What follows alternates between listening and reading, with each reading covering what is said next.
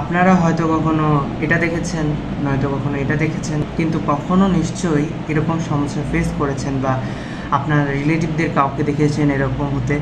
এগুলো হচ্ছে আসলে ডিপ ভেইন থ্রম্বোসিস, যার কারণে আমাদের হয় ক্রনিক ভেনাস ইনসাফিসিয়েন্সি। আর এই ক্রনিক ভেনাস ইনসাফিসিয়েন্সিতে আমাদের যে সিমটমগুলো দেখা যায়, সেগুলো রোগী আমাদের এসে কমপ্লেন করে যে পা ভারী ভারী লাগতেছে, পায়ে বল পাই না, বা আমরা রেডিশ পার্পেল একটা স্কিন ডিসকালারেশন দেখতে পাই। অনেক সময় ইনফ্লামেশনও হয়ে যেতে পারে, ইনফেকশনও হতে পারে।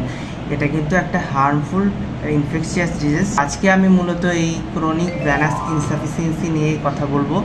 ক্রনিক ভেনাস ইনসাফিসিয়েন্সির কজ কী, তার ইমপ্যাক্ট কী, তার হচ্ছে ডিসঅ্যাডভান্টেজগুলো কী কী, বা সিমটম কী কী, তার রেমেডিস কী কী, কী কী মেডিসিন আছে, কী কী এক্সারসাইজ আছে, তো সেগুলো নিয়ে আমরা আজকে কথা বলবো।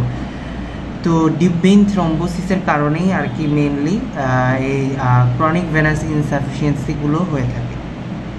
তো এই ক্রনিক ভেনাস ইনসাফিসিয়েন্সি যে ডিপ ভেইন থ্রম্বোসিসের কারণে হয়, এই ডিপ ভেইনটা তো এইগুলো আর কি মেইনলি আমাদের পায়ের ওই জায়গায় দেখা যায়, মানে পায়ের লেগ রিজিয়নেই আমরা এটা বেশি পাই।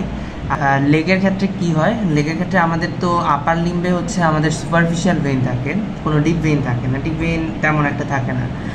বাট আমাদের লোয়ার লিম্বের ক্ষেত্রে বা আমাদের লেগের ক্ষেত্রে আমাদের এই ডিপ ভেইনগুলো বেশি থাকে।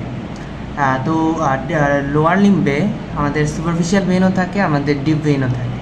আর এই দুটাকে কানেক্ট করার জন্য আমাদের পারফোরেটিং ভেইনও থাকে। তো সমস্যা হয় কি, যে এই ডিপ ভেইনগুলোতে যদি কখনো ভালভ নষ্ট হয়ে যায় অথবা এখানে থ্রম্বোসিসও হতে পারে। থ্রম্বোসিস হলে এই ব্লাডগুলা আমাদের যে ইনফিরিয়র ভেনা ক্যাভার মাধ্যমে আমার হার্টে আসার কথা ছিল, তো এগুলো আর আসতে পারে না। এগুলো না আসতে পেরে ওখানেই জমে যায়।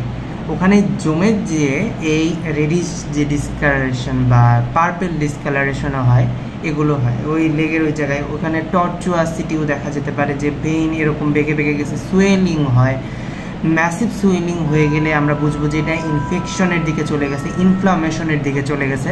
তখন আমরা হচ্ছে অ্যান্টিবায়োটিক ইউজ করি, অ্যান্টিবায়োটিক দিয়ে ওই ইনফ্লামেশনটা কাটাই। কিন্তু আর কি মেইনলি যে এটা প্রিভেন্ট করার একটা পদ্ধতি আছে, সেটা নিয়ে আমরা একটু পরে কথা বলি। যে এটা নিয়ে আগে ডায়াগনোসিস আমরা কীভাবে করবো সেটা আগে বলি।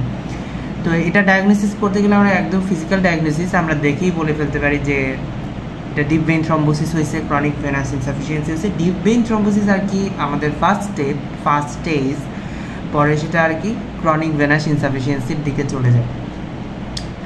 তো এই টর্চুয়াসিটি যে দেখা যায় অনেক সময়, এটা আবার বার্স্টও করে যেতে পারে। যে বার্স্ট হয় তখন আমাদের কি হয়, ইন্টারনাল হ্যামোরেজ হয়। ইন্টারনাল হ্যামোরেজ দেখা যায় কি, যে মানে ছোট ছোট রক্তের দানার মতো উপর থেকে দেখা যায়, কিন্তু মানে ইনফ্লামেশন কখন হয় আমি সেটা বলছিলাম। আচ্ছা সরি, ইনফ্লামেশন হয়ে যেতে পারে যখন আমাদের কোনো ভাইরাস বা ব্যাকটেরিয়া সেই জায়গায় এফেক্ট করলো। যেমন ব্লাডটা ভাস্কুলার কম্পোনেন্ট যদি সেটা ভেসেলের মধ্যে না থাকে, ব্রাস্ট করে যদি আমাদের ওই যে হেমোরেজের কথা বললাম, তখন আমাদের ওই ব্লাডটা এফেক্টেড হবে ব্যাকটেরিয়ার মাধ্যমে। তো এর মাধ্যমে আমাদের ইনফ্লামেশনটা হোল বডিতেও ছড়িয়ে পড়তে পারে। সো এটাকে কিন্তু হালকাভাবে নেওয়ার বিষয় না, কিন্তু আমি কিন্তু হালকাভাবে নিতে দেখি অনেকে। যেমন অনেককে দেখছি কি এভাবেই রয়ে গেছে, ওটা আর ইনফ্লামেশন হয় নাই, তাই ওভাবে রয়ে গেছে, সে আর ডাক্তারের কাছে যেতে হয় না। কিন্তু ওই পিগমেন্টেশন যেটা বেগুনি কালারের বা পার্পেল কালারের পিগমেন্টেশনটা আমাদের কিন্তু ওটা রয়েই যায়। তো এটার যে রেমেডিস সেটা হচ্ছে, এটা প্রিভেন্ট করার রেমেডিস, এবং কি এটা হওয়ার সাথে সাথেও একটা রেমেডিস আছে, সেটা হচ্ছে এক্সারসাইজ করা, যেটা আমাদের বাঙালিদের বলে এটা লাভ নাই।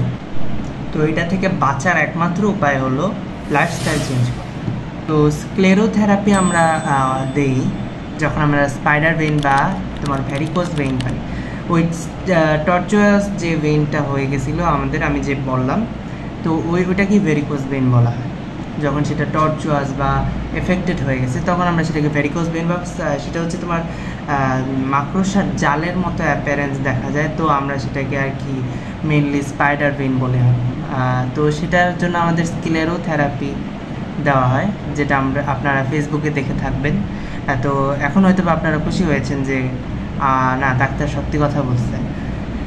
তো আমরা হচ্ছে ইনফ্লামেশনের জন্য কিছু দিই, এক্সারসাইজে এটা ঠিক হয়ে যায় ফার্স্ট স্টেজে, কিন্তু সেকেন্ড স্টেজে বা থার্ড স্টেজে যখন চলে যায় তখন আমাদের ইনফ্লামেশন হয়ে যায়। ইনফ্লামেশন হলে আমরা তখন অ্যান্টিবায়োটিক দিই। তো এটার সার্জিক্যাল কিছু ট্রিটমেন্টও আছে, সার্জিক্যাল ট্রিটমেন্টের মধ্যে লাইগেশন আছে। তো এই অত দূরে যায় না, অত দূরে আমি শুনি নাই আর কি, এটা আমাদের বইয়েও লেখা নেই যে লাইগেশনের কথা আমাদের বইয়ে লেখা আছে, সরি, মানে কিন্তু কোনো পেশেন্টের লাইগেশন লাগে এটা আমি শুনি না। তো এটা নিয়ে মানে চিন্তা করার বিষয় হচ্ছে যে যখন আমাদের ডিপ ভেইন থ্রম্বোসিস হয়, মানে একটা ক্লট ফর্মেশন হয়, তখন এটা আমাদের হার্টেও এফেক্ট করতে পারে।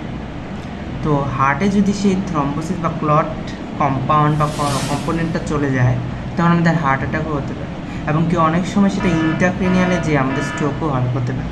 সো একটা ছোট পায়ের জিনিস থেকে আমার হার্টে চলে আসছে, ব্রেনে চলে আসছে, তো এটাকে কিন্তু নিয়ে হেলাফেলা করার কোনো মানে হয় না।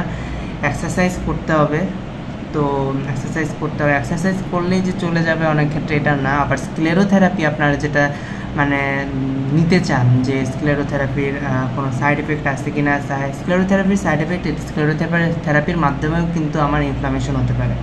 তো স্ক্লেরোথেরাপি ফেসবুকে দেখলাম, আমার ভালো লাগলো, আমি স্ক্লেরোথেরাপি নিতে চলে গেলাম। তো এটা নেওয়াটাও কিন্তু ঠিক নয়, ভেবেচিন্তেই ডাক্তারের সাথে পরামর্শ করেই সব কিছু করতে হবে। এক্সারসাইজের উপর এত ইমফেসিস দিচ্ছি আমরা, কারণ হচ্ছে এক্সারসাইজ হলে এই ডিপ ভেইন থ্রম্বোসিসটা হতে পারে। ডিপ ভেইন থ্রম্বোসিস না হলে আমার ক্রনিক ভেনাস ইনসাফিসিয়েন্সি হচ্ছে না, আমার হার্টও সুস্থ থাকছে, ঠিক আছে, আমার মেটাবলিজম ঠিক থাকছে, আমার অনেক কিছু ঠিক থাকছে, সব কিছুই ঠিক থাকছে। স্বাস্থ্য সকল সুখের মূল বলা হয়। তো সবাই ভালো থাকবেন, সুস্থ থাকবেন, আমার চ্যানেলটা সাবস্ক্রাইব করে দিবেন, আমার ভিডিওটি ভালো লাগলে অবশ্যই লাইক কমেন্ট শেয়ার করবেন, আমার পেজটা ফলো দিয়ে পাশেই থাকবেন। আল্লাহ হাফিজ।